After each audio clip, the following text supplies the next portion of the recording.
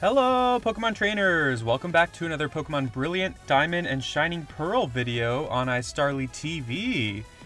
Today's video, I want to talk about something that I've been wanting to do before the games come out, and this is just kind of ranking every single Sinnoh Pokemon in Brilliant Diamond and Shining Pearl. So a few points before I get into the rankings. So basically I'm going to go over all the Pokemon and kind of just basically how viable they are in the game. Like Pokemon that basically how strong they are, I guess you could say. So I'm going to go over a few kind of criteria that I'm using to grade them. And I also have a couple disclaimers. The first disclaimer is you can use whatever Pokemon you want in the game. That sounds obvious, but even if I say something here, that doesn't mean that you cannot use that Pokemon, obviously. So if I say a Pokemon's not very good, that's okay. You know, I like certain Pokemon that sadly are not very strong, and I still use them on my teams. So, and I'll probably do that for this game as well. There's a few Pokemon that I really like in this game, but they're not very good. But I'm still going to use them just because I like them and maybe I want more of a challenge. So just keep that in mind. You can use whatever Pokemon you want, even if they're good or bad, doesn't matter. Also, another disclaimer I have is this is just my personal opinion on where these Pokemon rank. Some Pokemon are harder to rank than others. Some Pokemon, you know, I could see moving them up or down a tier list. But at the end of the day, this is just my personal opinion. I've been playing Pokemon since the games came out, since Red and Blue came out. So I've been playing Pokemon for a long time. So I have a lot of experience with this series. I've been playing a lot of competitive battling as well. I played a lot of Diamond and Pearl when they first came out. So I have a lot of knowledge of these games, a lot of experience myself. But at the end of the day, I am just one person. And so, you know, I know this list is not going to be 100% accurate, but with stuff like this, it's hard to kind of really truly gauge. So I'll be justifying why I put certain Pokemon where I put them. But at the end of the day, again, I'm just one person. If you disagree with some of my points, that's perfectly fine. And I'd like to see that. If you want to leave a comment letting me know if you would rank a certain Pokemon higher or a certain Pokemon lower, I would definitely like to see that. So now let's talk about the criteria that I'm using to rank these Pokemon in terms of how strong they are. So the first criteria is the Pokemon's stats and typing. So basically how strong the Pokemon is based on its stats and its typing, and also maybe its moves. The second criteria I'm ranking on is how early you can obtain this Pokemon. So you'll see in my list, I'm basically just going over all of the fully evolved Pokemon from Sinnoh. So all of the new Pokemon that were new to Pokemon Diamond and Pearl. So I'm not ranking every single Pokemon that's in the games. For example, Blissey and Snorlax are not on my lists, even though you can obtain them in the games. That's because they're not new Pokemon to Sinnoh. So I'm just ranking Sinnoh Pokemon. And I'm ranking them on how early you can obtain them in the game, which means how early they evolve. So a Pokemon that is really strong, but you don't get it until late in the game, will probably be lower on the list than you might expect. Whereas a Pokemon that maybe is not super strong, it's kind of strong, but you get it really early, I would probably put that Pokemon a little bit higher than you might expect.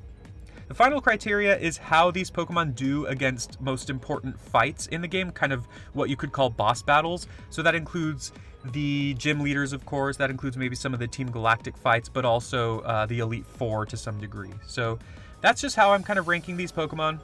I might throw a couple other details in there as I'm going, but anyways, let's just get right into it. So the first, and I'm going by tiers, you know, I couldn't think of a better way to name these, so I'm starting with the S tier. So the S tier is the best Pokemon in the game, and as you would expect, if you saw my video about the starters, you shouldn't be surprised that I'm putting Infernape here. Infernape is the S tier Pokemon in this game, which means I would say that based on all of my criteria, it is the strongest Pokemon in the game. Now, that doesn't mean it's the Pokemon that hits the hardest in the entire game. It's not even the best Pokemon in terms of strength in the game, but if you look at all of those factors combined, it is very strong. You get it pretty early. I mean, you get Chimchar literally at the beginning of the game, and then it evolves into Monferno pretty early, and Monferno's a really good Pokemon. And then it evolves into Infernape somewhat early at level 36. That's not super early, but at the same time, it's pretty decent to get Infernape. And once you have Infernape, it's really good. You can watch my video. I'll put a card here. You can watch my video about the starters and how good they are, if you're interested in more information about Infernape. But that's what I would say about the S tier. All the other Pokemon that I wanted to put in S tier, there were kind of drawbacks that made them not quite as good as Infernape is. And again, you just get Infernape so early, and he's really good through every stage of his evolution. So even when you have Monferno's better than a lot of other second stage Pokemon, a lot of other Pokemon you'd have in the early stages of the game. So Infernape's just excellent. I'll put up my honorable mentions. These are Pokemon that I do have in lower tier rankings, but I do think that they could be S tier depending on how you consider them. The first is Staraptor. I kind of have thought back and forth about this. Personally, I love Staraptor. Staraptor is insanely strong once you evolve it, but the big downside is that Starly and Staravia are both pretty weak. You know, you get Staravia early at level 14, and it has Intimidate, which is really good, but until it evolves, it really doesn't learn a good mix of moves. It just learns some flying type moves, which are not super strong, and some normal type moves also, which are not super strong. So you don't get that huge power spike until you get Staraptor at level 34, but 34 is such an early level to get a Pokemon that's as powerful as Staraptor is. You learn close combat. Once you learn Brave Bird, you could just spam close combat and Brave Bird and just destroy almost everything. It's so good. Anyways, I'm going to talk a little bit more about that when we get there, but Staraptor I considered putting in S tier, but just because Starly and Staravia are just not very good, I decided against it. Then there's Garchomp. Garchomp is one of the best, it is probably the best non-legendary Pokemon in this game. The problem with Garchomp, though, is you don't get Garchomp until level 48, which is really late in the game. That's pretty much around the time you'll be at the last gym leader or even after that. Also, I mean, you get Gibble pretty early, but he is pretty rare. So Garchomp, despite the fact that he's insanely strong, probably the strongest Pokemon in this game, again, strongest non-legendary, you just don't get your fully evolved Garchomp until just too late in the game. You can use him for the Elite Four, and he'll be an absolute asset against the Elite Four, but until then, he's just not great. The other Pokemon I'm putting here is maybe more of a surprising one, and this is Porygon Z. Porygon Z is really, really strong. It's got a great typing. It learns an insanely good mix of moves.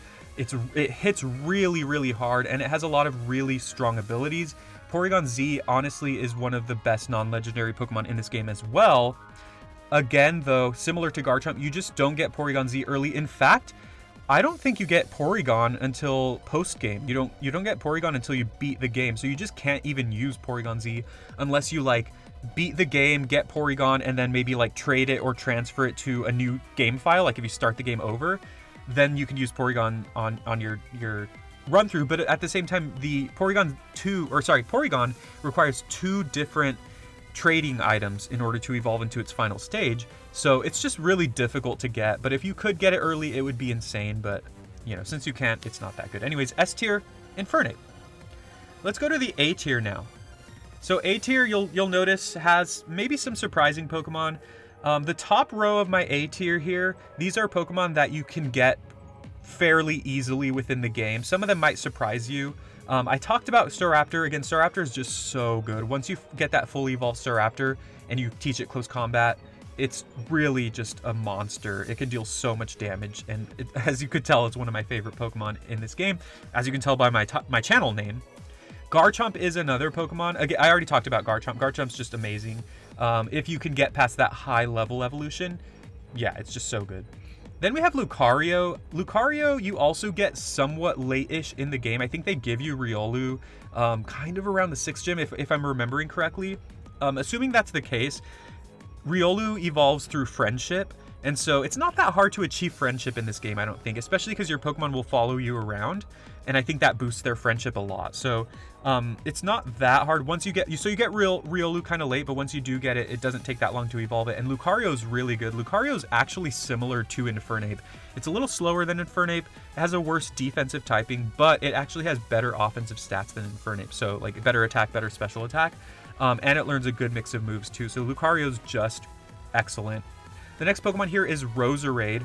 Roserade is also really good, and it's probably just one of the best grass types in the game, if not the best grass type. It learns some pretty solid, well-rounded moves. Poison is a much better type this time around, and grass is decent. Grass is okay. But yeah, if you start with like Infernape or Empoleon and you need a grass type on your team, Roserade is very good. The reason it's a little lower though is because you actually need to get a shiny stone to evolve your Roselia into it. But you do get Badu really early. Although I hear this time around you can pick up these rare stones, these rare evolution stones via pickup and other methods. So it might require some grinding. It might be hard to find these items, but it is possible to get them somewhat early in the game, meaning you can have a Roselia decently early in the game. Or I'm sorry, Roserade. And Roserade is really good. Its stats are great. It can help you against a lot of the important gym leaders.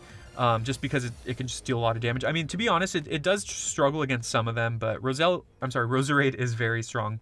Then there's Floatzel. Floatzel might surprise you because it's just kind of an unassuming Pokemon. You do get it really early, so you kind of might automatically think it's kind of weaker because you get it so early, but because you get it so early, it's really good.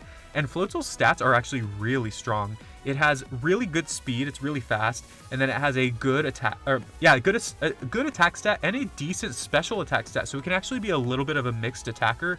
Being a water type, obviously it's going to learn some good special moves, such as Surf, maybe some other strong water moves, maybe even Ice Beam eventually, but it also learns good coverage moves like Brick Break and even, I think, Crunch at some point. So you also get it at level 26, which is pretty early. So if you did not start with Empoleon, Floatzel's probably just the best water type, the best non-legendary water type in this game. It's surprisingly very good. Then we have the bottom row. These are Pokemon that are really, really strong.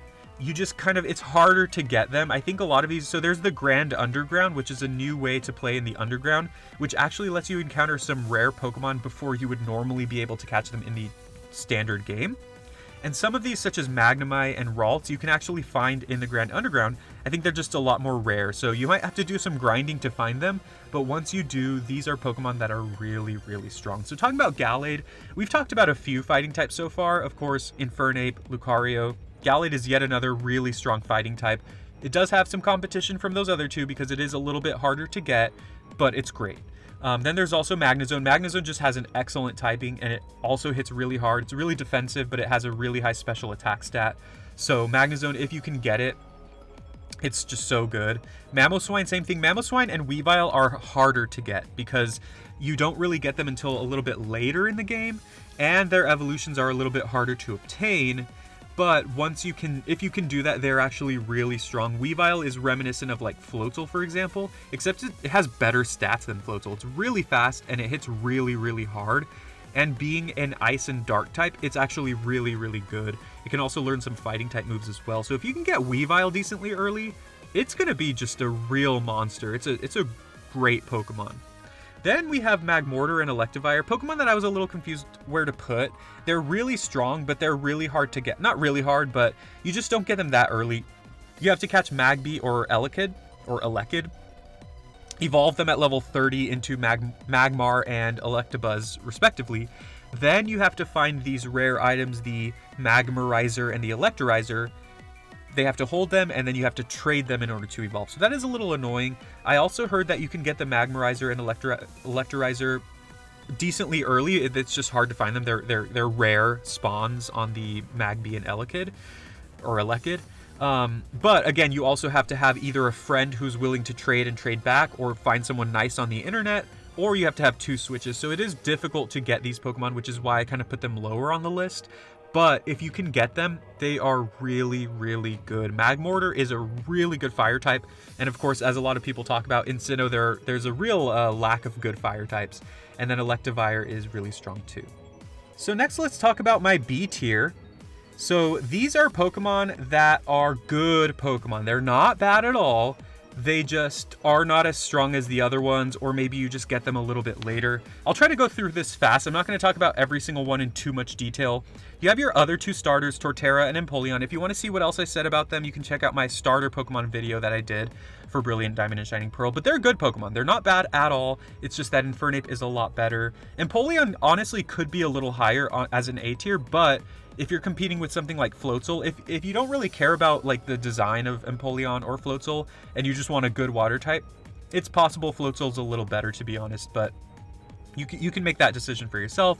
Luxray's a cool Pokemon, pretty good. You get it really early. It's really strong. It's just, it doesn't learn that good of a variety of moves until maybe later on. So for a long time, you're just going to have like an electric move, maybe a dark type move, and that's kind of it. So because of that, you do get Luxray early and it's a good Pokemon, but it's just kind of, it doesn't learn great moves. Miss Magius is cool too.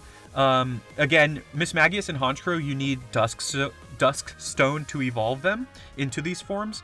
And it's hard to get Dusk Stone. If you can find it, these are good Pokemon. Miss Magius is solid. It's not amazing. Its stats are just solid. Honchkrow is kind of reminiscent of Staraptor. They both have very similar attack stats. They both hit really, really hard. Honchkrow is just a little bit slower though, although it is a dark type, which is cool. I love Honchkrow myself. Murkrow is one of my favorite Pokemon of all time, but unfortunately I think it's just outclassed by Staraptor, and because Staraptor is just so easy to obtain and just so strong, it makes it better. Drapion's cool. It's actually got some decent stats. It's got good speed, good attack, good defense. Poison and Dark is a really good typing, offensively and defensively, because you have very few weaknesses as Poison and Dark. They actually complement each other's weaknesses really well. And then you can learn some good moves. Just being a Dark type, you obviously learn some strong moves, and you can also learn the Elemental Fangs, I believe. So Drapion's interestingly good. And then we have basically Hippowdon's interesting, good Pokemon. Dusknoir, okay. Dusknoir, I don't know how you say that. Frostlass is really good. It's really fast and it has decent special attack, a good typing as well. Once again, it just requires one of those rare evolutionary stones though, so that just makes it a little more difficult to obtain. Rampardos is another one where I wasn't sure where to put it. I think it could be a B tier or C tier Pokemon. It hits really, really hard and it learns some decent moves. It just has bad defenses and bad speed. So if you get outsped by something strong, they could probably one-hit KO you with a really strong move. But if you can hit them first, or if you can survive a hit from them, you're going to deal a lot of damage. So Rampardos is really interesting. Then we have the evolutions, such as, Licky Licky, Togekiss, and all the ones on the bottom row. Licky Licky is really interesting. It's actually a good, well-rounded normal type. And being a normal type, it can learn moves like Flamethrower, Ice Beam, etc. It learns a really good mix of moves. I actually really like Licky Licky, and its stats are really balanced. So it's kind of good at a lot of different things. It's like a jack of all trades kind of thing. Togekiss is interesting too. It hits really hard, has good defenses. It's a fairy type, which is really good. That's a great typing. So that helps it a lot, but it is hard to obtain as well because you do need a shiny stone. Finally, the bottom row, these are Pokemon that are really, really good. You can see Porygon Z, the Pokemon that I considered putting in S tier. These are Pokemon that are really, really good. The reason they're so low is because you either get them really, really late in the game, or it's very difficult to get them in the game, or you can't even catch them until post-game. So some of these Pokemon I have heard you actually don't get until you beat the Elite Four. And so obviously that's going to really put a damper on using them on your teams. Although you could do what I said earlier, maybe if you want to beat the game, get these Pokemon, and then transfer them to your other new save file to play through them in the game. But unfortunately, the bottom row, I think I heard that you actually don't get these until post-game. So that's really sad because I know a lot of these are fan favorites and these are really awesome Pokemon. And these would be higher on my list if you could get them. But anyways, that's B tier. And next we have C tier. These are Pokemon that, now let's just start by saying this, I like a lot of these Pokemon, but anyways, these are Pokemon that are just not that great. They're fine, they're just fine. A lot of these Pokemon have a lot of strengths, and in fact, a lot of them I considered putting a little bit higher, but I put them in C tier because they're either just like average, or they're outclassed by other Pokemon, or, their strengths are just not that great. And that's true about really all of them. So let's just kind of get into it here. So, I mean, there's a lot of bug types on this list towards the bottom right-hand corner. The bug types in this game, I mean, if you can get Yanmega early, Yanmega is so good. Yanmega is the best bug type in the game. Not only that, but I think you can get Scizor and Heracross in this game, both of which are really, really good. I just didn't put them on this list because they're not Sinnoh Pokemon. They're not Sinnoh originating Pokemon.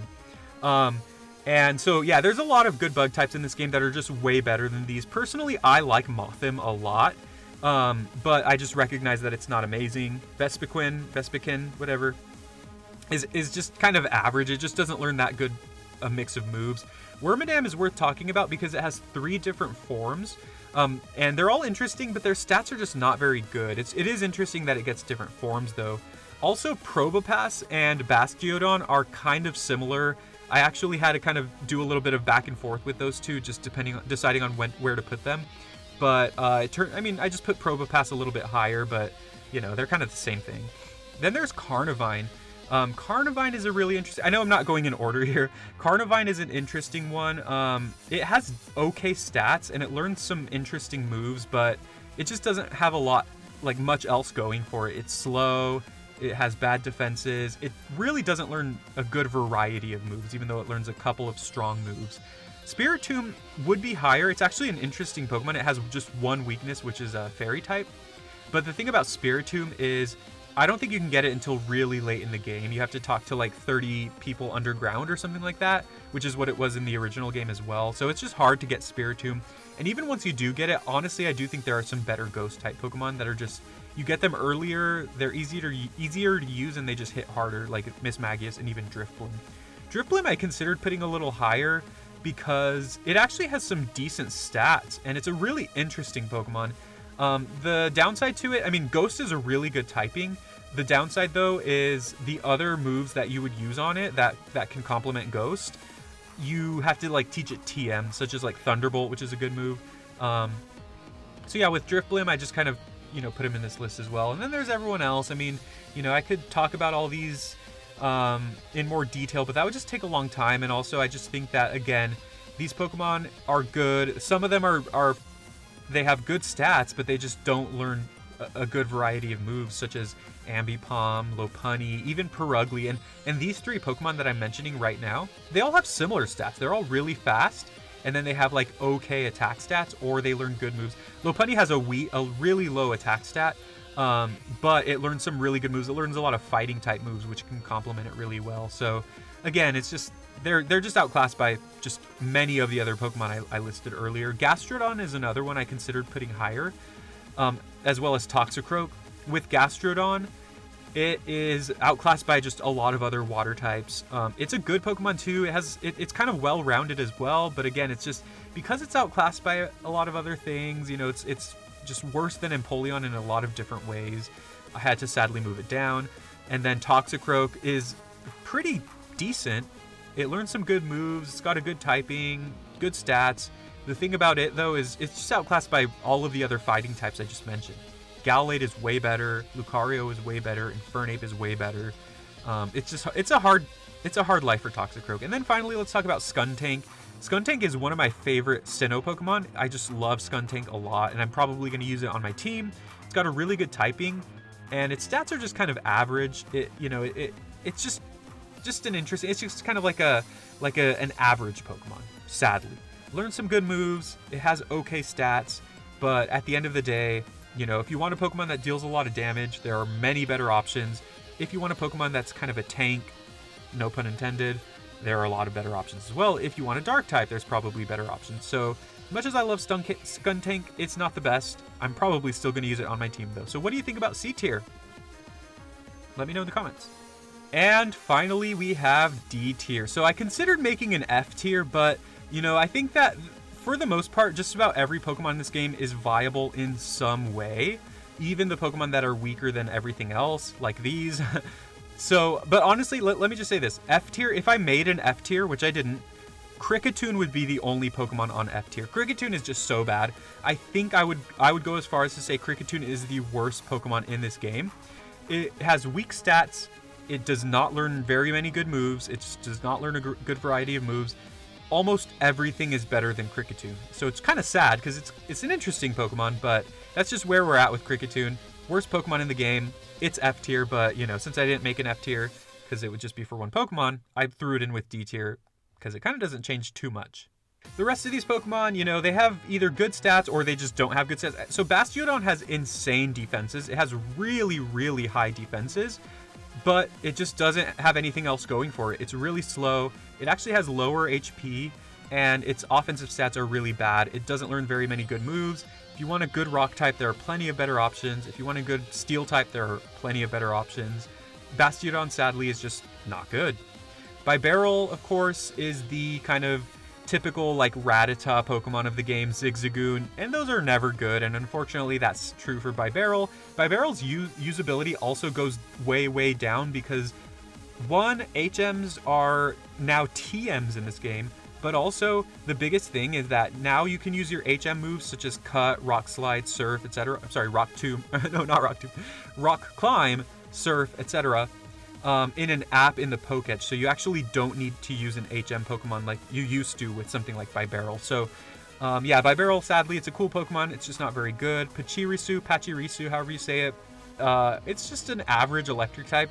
Almost every other electric type in this game is better. Then there's Cherim. Again, same thing with Cherim. Almost every grass type is better. Cherim does have an interesting mode where if it's sunny, its stats are a little bit better, but that requires you to use Sunny Day, which is, you know, kind of a waste of a move. And I just don't think it's worth it to make Cherim a little bit better. But if you like it, go ahead and use it. Then there's Lumineon, which is a Pokemon that I personally like a lot. I've always thought it was really cool, but it's just so average. Its stats are just not good. And at the end of the day, again, just about every water type is better than Lumineon.